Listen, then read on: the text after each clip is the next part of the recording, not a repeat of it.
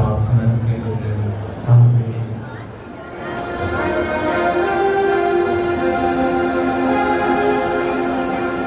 കർത്താവ് നിങ്ങളോടുകൂടെ, അങ്ങേ ആത്മാവോടും കൂടെ.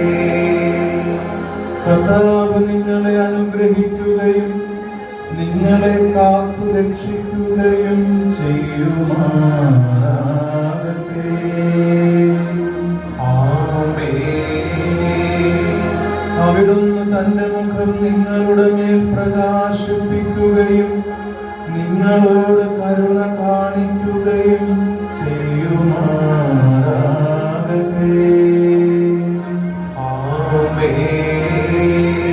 അവിടുന്ന് തന്റെ വചനം നിങ്ങളുടെ നേർക്കു തിരിക്കുകയും നിങ്ങൾക്ക് തന്റെ സമാധാനം നൽകുകയും ചെയ്യുമാറാകട്ടെ.